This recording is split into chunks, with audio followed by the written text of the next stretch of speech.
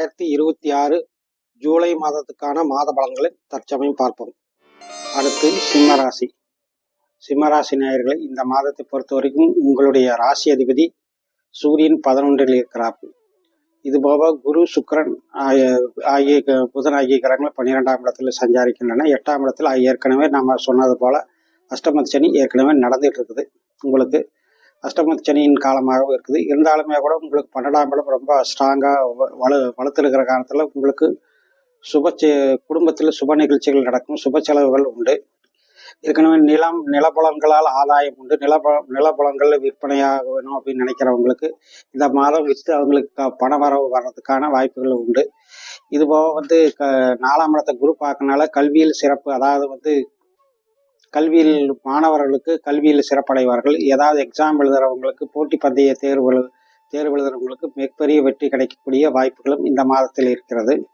இந்த மாதத்தில் அஷ்டமத்து சனி நடக்கிற காரணத்தினால சிலருக்கு தாய் தந்தையரின் உடல்நிலை பாதிப்பு ஏற்படக்கூடிய வாய்ப்புகள் இருக்கிறது.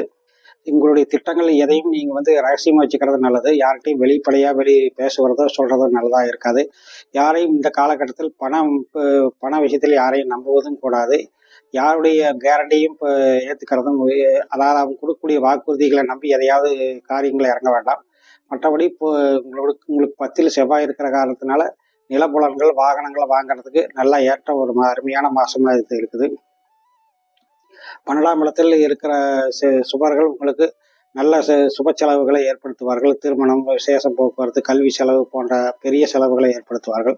பொருள் வரவு என்னவோ ஒரு சில விரயங்களோடு பொருள் வரவு இருக்கும்.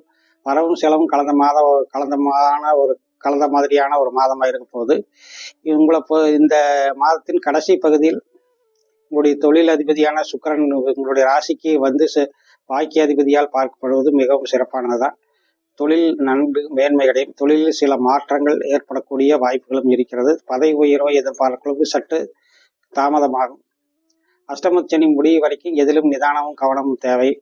உங்களுக்கு கடன் தொல்லைகள் இப்போது இருக்கிறவங்களுக்கு நிலபலன்களால் ஏற்பட்ட, வீடு வாகனங்களால் ஏற்பட்ட கடன்கள் இப்போது சீராகக்கூடிய வாய்ப்பு உண்டு. கணவன் மனைவி உறவுகளுக்குள்ளே இருக்கக்கூடிய சில சிக்கல்கள் தீர்ந்து நல்ல பலன்கள் ஏற்படக்கூடிய வாய்ப்பு உண்டு. பூர்வீக சொத்துக்கள், வில்லங்க விவகாரங்களை சந்தித்தவர்கள் கோர்ட்டு மூலமாகவோ வேறு சமாதான நடவடிக்கையின் மூலமாகவோ அந்த பிரச்சனைகளை ஒரு முடிவு பெறதுக்கு வாய்ப்பு உண்டு. சில இளம் வயதினர்களுக்கு காதல் வசப்படுதல், தேவையற்ற காதல், வீண் மனக்குழப்பம் போன்றவை ஏற்படும். காதல் விவகாரங்களில் இப்போது ஈடுபட்டு அது உங்களுக்கு அவ்வளவு சிறப்பான பலன்களை கொடுக்காது. குழந்தை பிறப்பை எதிர்பார்க்கிறவங்களுக்கு சிலருக்கு குழந்தை பிறப்பு ஏற்படும். சிலருக்கு குழந்தைகளால் வீண் செலவுகளும் ஏற்படக்கூடிய வாய்ப்புகள் உண்டு. எந்த விஷயமா இருந்தாலும் அனாவசிய செலவுகளும் வீண் விரயங்களும் அவ்வப்போது உங்களுக்கு ஏற்படும். தேவையற்ற செலவுகள் வந்து போகும். இருந்தாலும் உங்களுக்கு அஷ்டமத்தின் நடக்கக்கூடிய இந்த காலகட்டத்தில் எதிலும் நிதானமாக இருக்கிறது நல்லது.